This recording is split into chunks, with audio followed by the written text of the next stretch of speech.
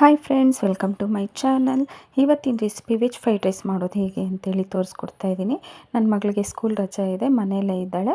So ಅವಳಿಗೆ ಏನಾದರೂ variety ತಿನ್ನಬೇಕು ಮಮ್ಮಿ ಅಂತ ಕೇಳಿದ್ಲು. ಸೊ ಅದಕ್ಕೋಸ್ಕರ ನಾನು ಮನೆಯಲ್ಲೇ ವೆಜ್ ಫ್ರೈಡ್ ರೈಸ್ ಮಾಡಿಕೊಡ್ತಾಯಿದ್ದೀನಿ. ನಾನು ಮೊದಲಿಗೆ ಒಂದು ಕಡೆಗೆ 2 ಸ್ಪೂನ್ ಎಣ್ಣೆ ಮತ್ತು ಈರುಳ್ಳಿ ಹಾಕ್ಕೊತಾ ಇದ್ದೀನಿ.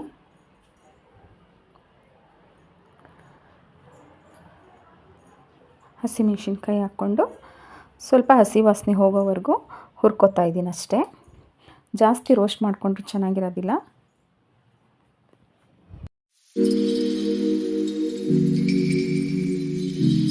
ಅದಕ್ಕೆ ಕ್ಯಾಪ್ಸಿಕಮ್ಮು ಸಣ್ಣಗೆ ಉದ್ದುದ್ದಕ್ಕೆ ಕಟ್ ಮಾಡಿಟ್ಕೊಂಡಿದ್ದೀನಿ ನಾನು. ನೋಡಿ, ಈ ಥರ ಹಾಕ್ಕೊಳ್ಳಿ.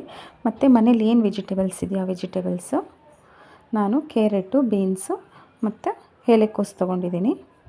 ಎಲ್ಲ ಹಾಕಿ ಸುಮ್ಮನೆ ಹಸಿ ವಾಸನೆ ಹೋಗೋವರೆಗೂ ಮಿಕ್ಸ್ ಮಾಡ್ಕೊಳ್ಳೋಣ ಅಷ್ಟೇ. ಜಾಸ್ತಿ ಬೇಯಿಸ್ಕೊಂಡ್ರೆ ಚೆನ್ನಾಗಿರೋದಿಲ್ಲ. ನೋಡಿ, ಈ ಥರ ಬೆಂದಿದ್ರೆ ಸಾಕು, ಸ್ವಲ್ಪ ಬೆಂದಿರಬೇಕಷ್ಟೇ.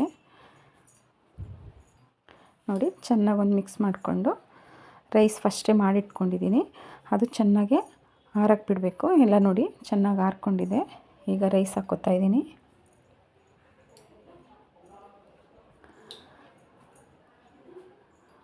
ಒಂದು ಸ್ಪೂನ್ ಚಿಲ್ಲಿ ಸಾಸು, ಒಂದು ಸ್ಪೂನ್ ಸೋಯಾ ಸಾಸು ಮತ್ತು ಕೊತ್ತಂಬರಿ ಸೊಪ್ಪು, ಸ್ಪ್ರಿಂಗ್ ಆನಿಯನ್ ಹಾಕ್ಕೋತಾ ಇದ್ದೀನಿ ಸಣ್ಣದಾಗಿ ಕಟ್ ಮಾಡಿಕೊಂಡು. ನಾನು ವೆನಿಗರ್ ಬದಲು ನಿಂಬೆಹಣ್ಣೆ ಹಿಂಡ್ಕೋತಾ ಇದ್ದೀನಿ.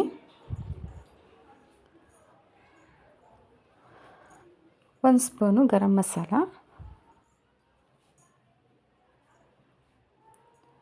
ಅರ್ಧ ಸ್ಪೂನು ಬ್ಲ್ಯಾಕ್ ಪೆಪ್ಪರು, ಅರ್ಧ ಸ್ಪೂನು ವೈಟ್ ಪೆಪ್ಪರ್ ಹಾಕ್ಕೋತಾ ಇದ್ದೀನಿ.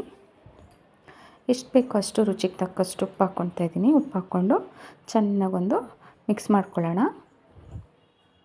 ನೋಡಿ, ಅನ್ನಕ್ಕೆಲ್ಲ ಅದು ಅಂಟ್ಕೋಬೇಕು. ನೋಡಿ, ಈ ಥರ ಚೆನ್ನಾಗೊಂದು ಮಿಕ್ಸ್ ಮಾಡಿಕೊಂಡ್ರೆ ಸಾಕು.